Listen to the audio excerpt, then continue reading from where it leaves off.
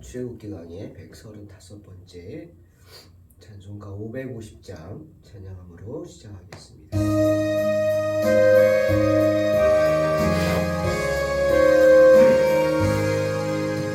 시온의 영광이 빛나는 아침, 어둡던 이 땅이 밝아오네. 슬픔과 애통이 기쁨이 되니 시온의 영광이 비춰오네. 시온의 영광이 빛나는 아침, 매였던 종들이 돌아오네. 오래전 선지자 꿈꾸던 복을 만민이 다같이 누리겠네. 보아라, 광야에 알초가 피고 말랐던 시냇물 흘러오네. 이 산과 저 산이 마주쳐 울려 주 예수 은총을 찬송하네. 땅들아 바다야 많은 섬들아 찬양을 주님께 드리오라. 싸움과 죄악이 가득한 땅에 찬송이 하늘에 사무치네. 아멘.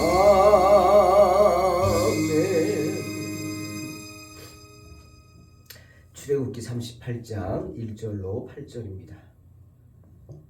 그가 또 조각목으로 번제단을 만들었으니 길이는 5규빗이요 너비도 5규빗이라.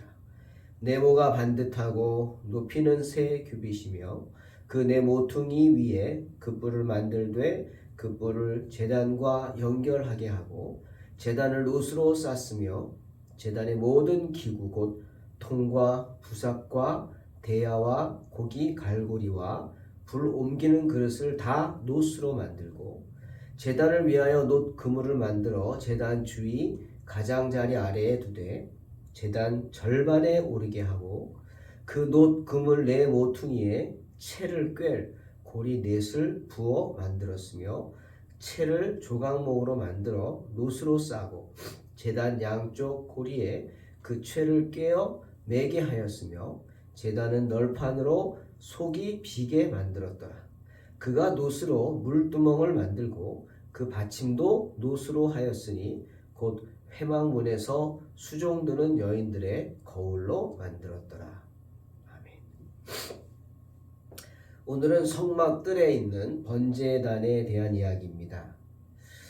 동쪽으로 난 출입문을 통해 성막뜰로 들어가면 제사장들만의 공간이 나옵니다. 물론 그곳에 이스라엘 백성들 출입은 모든 백성들의 출입은 허용되어 있습니다. 하지만 반드시 목적을 가지고 오죠. 제사 드릴 목적으로 때문에 제물을 바치기 위해 그곳에 출입을 합니다. 그냥 구경하러 올 수는 없죠. 그 제사장의 뜰에 들어서면 정면으로 가장 먼저 만나는 기구가 놋으로 만든 제단입니다. 번제단이라고 합니다. 출애굽기 27장 1절 2절에 너는 조각목으로 길이가 5규빗 너비가 5규빗의 제단을 만들되 네모 반듯하게 하며 높이는 3규빗으로 하고 그 네 모퉁이 위에 뿔을 만들되 그 뿔이 그것에 이어지게 하고 그 제단을 놋으로 싸고 이렇게 표현하죠. 제단이 뭐죠? 제단이란 하나님께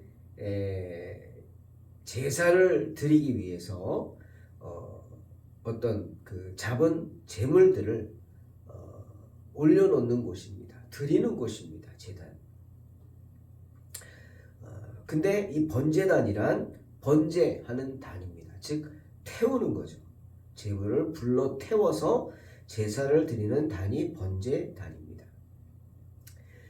조각목으로 씨띠임 나무죠. 든든한 나무죠. 잘 타지도 않습니다. 너무 딱딱해서 정사각형 모양으로 만들고 또 제단은 조각목으로 틀을 만들어 놓고 그 위에다가 놋을 입혔습니다.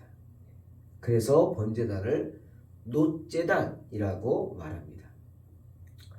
또 제단에는 나무와 제물을 올려놓고 불사를 놋그물, 그리고 이동할 때 채를 꿰어 어깨에 맬 수 있도록 채와 고리 역시 놋으로 만들었죠. 그리고 제단의 네 모서리에 중요한 것 만들죠. 뿔입니다. 이 뿔은 번제할 제물을 산채로 바치잖아요. 살아있는 것을 참 그렇죠. 죽여서 불로 태워 죽인다. 참 그렇지만 그러니 얼마나 고통스럽죠. 고통스럽지 않게 하는 게 제사장의 의무고요. 때문에 움직이지 못하도록 사지를 이 번제단의 뿔에다가, 네 모서리 뿔에다가 사지를 묶습니다. 그것 역시 놋으로 씌웠죠. 자, 왜 번제단을 놋제단이라고 하고 모든 제단에 쓰이는 기물들이나 모든 것을 놋으로 도금을 했을까? 왜 제단을 놋으로 씌웠을까? 왜 놋제단이라 할까? 놋의 의미가 뭘까? 오늘 한번 생각해 보려고 합니다. 여러분, 성막을 만들 때 사용되는 금속은 딱 세 종류였습니다. 하나는 금, 또 하나는 은, 그리고 하나는 놋입니다. 금과 은은 성소 내부에 치장을 하는데 사용했고요. 그래서 성소 내부의 기둥들도 금으로 도금을 했죠. 본 구조물 안에만 쓰여졌다는 거예요. 하지만 놋은 바깥, 성막의 바깥 부분에 울타리 또는 뜰 등의 기둥들에 사용되었습니다. 특히 땅에 닿아 있는 모든 기구나 기둥이나 말뚝은 놋으로 이루어져 있습니다. 만들었죠. 놋도금을 했다는 거죠. 자, 놋이 의미하는 바가 뭘까? 신학자들이 여러 얘기를 합니다. 저도 관심 있게 봤던 것이 계시록 1장에 13절 15절에 이런 말씀이 있어요. 사도 요한이 예수님을, 부활하실 예수님을 만난 거죠. 환상 가운데. 자, 촛대 사이에 인자 같은 이가 발에 끌리는 옷을 입고 가슴에 금띠를 띠고 그의 머리와 털의 희게가 흰 양털 같고 눈 같으며 그의 눈은 불꽃 같고 그의 발은 풀무불에 단련한 빛난 주석 같고 그의 음성은 많은 물소리와 같다. 사도 요한은 여기서 예수님의 발을 뭐라고 표현했죠? 빛난 주석 같다. 빛난 주석, 즉 놋입니다. 주석은 놋이죠. 예수 그리스도의 발이 빛나는 놋쇠 같다. 공동 번역은 이렇게 번역되어 있어요. 빛난 주석, 빛나는 놋쇠 같다. 반짝반짝 노란 것이 반짝반짝 빛난다. 또 계시록 1장을 보면 에스겔이 세상을 심판할 네 생물의 형상을 봤습니다. 그리고 묘사하는데 1장 7절에 이렇게 묘사합니다.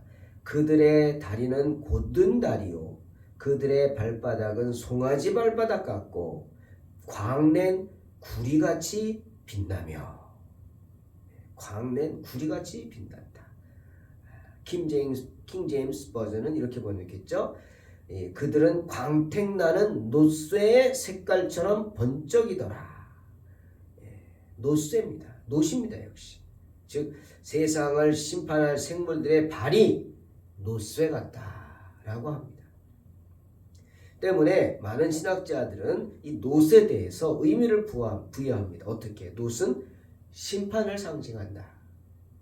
세상은 죄로 인해 심판 아래 있기 때문에 이렇게 표현을 한다는 겁니다. 부활의 주요 심판의 주님의 발이 빛나는 놋에 같다고 한 것도 주님에 의해 세상이 당하게 될 심판을 의미하는 것이다. 즉 놋은 심판을 상징한다. 때문에 하나님께 드려질 제물들을 바치는 제단을 놋으로 만들어야 했다. 왜? 심판대 위에 올려놨다는 거죠. 놋으로. 놋에 올려놨다? 하나님의 심판대 위에 올려놨다. 그들은 하나님의 심판의 대상이다. 뿐 아니라 제단의 세아용들 모든 기구들 또한 심판의 도구이기 때문에 놋으로 만들어졌다. 이렇게 표현하는 겁니다. 여러분 설교 준비하면서 민수기 21장이 생각이 났어요. 놋 하니까 생각나는 게 있죠. 여러분도 생각나죠? 놋 하면 뭐 생각나요? 뱀, 놋뱀. 모세가 만든 놋뱀. 그죠? 민수기 21장을 보니까 광야의 고난으로 인해서 이스라엘 백성들이 끊임없이 하나님을 원망했습니다. 어찌하여 우리를 애굽에서 인도하여 내어 이 광야에서 죽게 하는가? 이곳에는 먹을 것도 없고 물도 없다. 우리 마음이 이 하찮은 음식 싫어한다 하면서 주님이 광야에서 이스라엘 백성들 40년 동안 아무것도 없는 광야에서 죽지 않고 굶어 죽지 않고 살게 하기 위해 날마다 내려주신 게 뭐예요? 만나죠? 그 만나를 이들은 뭐라고 표현했어요? 하찮은 것이다. 맹비난하고 있습니다. 기가 막히죠. 네? 굶어 죽지 않게 하기 위해서 날마다 하나님의 은혜로 아무것도 없는 광야에서 아침마다 만나를 내려주셨는데 그런 하나님의 은혜를 뭐라고? 하찮다. 예. 불평하고 원망합니다. 보다 못한 하나님께서 어떻게 그들을 심판하고자 불뱀을 보내셨어요. 광야에서. 그 광야의 불뱀에 물려서 많은 사람들이 열병이 걸려 고통 가운데 죽어갑니다. 그러자 그제서야 사람들이 자신들의 죄를 깨닫고 모세를 찾아와서 하나님께 용서해달라고 중보기도를 부탁합니다. 자비를 구해달라고 간청하죠. 우리가 여호와와 당신을 향하여 원망함으로 범죄했습니다. 그러니 여호와께 기도해서 이방 뱀들을 우리에게서 떠나게 해주세요. 떠나게 하소서. 간절하게 주의 종 모세에게 당신 주의 종 아닙니까? 하나님께 기도해 주세요. 중보기도 요청합니다. 그러자 모세는 어떻게 했어요? 기도했죠.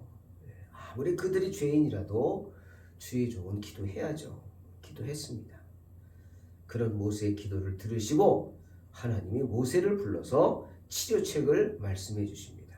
8절에 여호와께서 모세에게 이르시되 불뱀을 만들어 장대 위에 매달아라. 물린 자마다 그것을 보면 살리라. 그 말을 들은 모세가 만든 것이 놋뱀입니다. 놋으로 뱀을 만들어서 장대 위에 높이 달았습니다. 그래서 말씀대로 뱀에게 물린 자마다 놋뱀을 쳐다보고 삽니다. 할렐루야. 은혜죠. 그것이 놋뱀입니다. 왜 모세가 뱀을 금으로 만들지 않고 또는 은으로 만들지 않고 놋으로 만들었을까요?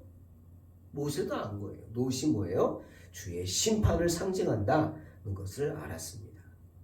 때문에 심판하실 주님을 바라보고 너희가 회개하는 마음으로 간절한 마음으로 살기를 소망하는 마음으로 놋뱀을 바라보라. 그래서 뱀을 놋으로 만든 것이죠.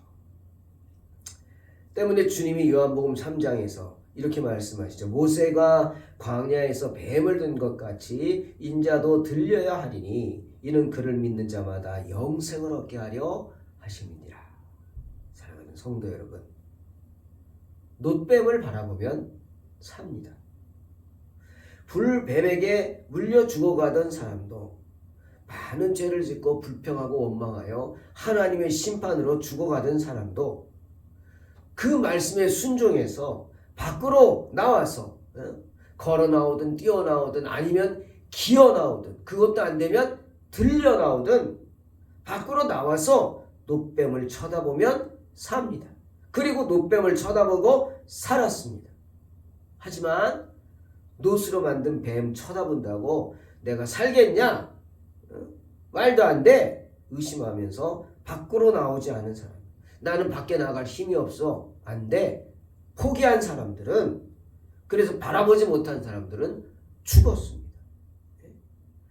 누구든 밖으로 나와서 한 번만 쳐다보면 살 수 있는데 많은 사람들이 최소한의 그러한 믿음의 행동조차 하지 않아서 죽어갔습니다. 내가 못 나가면, 내가 기어 못 나가면 부탁해야지. 가족들에게 나 좀 데려가다오. 나 좀 밖으로 내다오. 나 좀 놋뱀에게 데려다다오. 놋뱀을 바라볼 수 있는 곳에 좀 내다다오. 부탁이라도 했어야지. 아니, 본인이 믿음이 없어서 못한다면 가족들이라도 안 된다고 설득해서 어떻게든지 밖으로 데리고 나가야 되지 않겠습니까? 여러분, 지붕을 뜯어가지고 예수님께 침대를 메어서 달아내린 사람들 기억하십니까? 그렇게라도 해야죠. 주님이 그들의 믿음을 칭찬하셨죠. 예? 환자가 그렇게 한 걸까요? 몰라요. 그럴 수도 있겠죠. 부탁해서. 부탁한다고 그럴까? 아닙니다. 저는 그 환자가 아니라 그 가족들의, 그 지인들의 그 믿음이라고 생각합니다. 때문에 주님이 그들의 믿음을 칭찬하신 거죠. 달아내린 믿음. 그렇게 억지로라도 데리고 나와서 놋뱀을 보게 하면 되는데 그러지 못해가지고 죽어간 사람들이 얼마나 많습니까? 그 놋뱀이 뭡니까? 십자가에 달린 예수 그리스도이십니다. 그 놋이 뭐죠? 심판을 상징합니다. 주님의 심판이죠. 사랑하는 성도 여러분, 그러니 번제단은 놋제단일 수밖에 없는 것입니다. 왜죠? 주님의 심판이 있는 제단이기 때문입니다. 주님의 피로 씻지 못할 더러움이 있겠습니까? 주님의 보혈로 해결하지 못할 죄가 있겠습니까? 그러니 어떤 죄물이라 할지라도 주님의 놋제단에 올려놓는 순간 그 제물은 정결케 되고 그 제물을 드린 사람들의 죄는 씻겨지고 그 제물은 하나님이 기뻐 받으시는 제물이 될 줄로 믿습니다. 이런 믿음으로 승리하시기를 주의 이름으로 축원합니다. 기도하겠습니다. 하나님 감사합니다. 언제나 부족한 가운데서도 주님의 은혜를 사모하게 하시고 주님이 예비해 놓으신 그 은혜를 받아 먹는 복된 성도들 되게 하여 주시옵소서. 놋뱀을 쳐다보는 믿음, 최소한의 믿음만이라도 주셔서 죽지 않고 살게 하여 주시옵소서. 예수님의 이름으로 기도하옵나이다. 아멘. 믿음으로 승리하시기 바랍니다.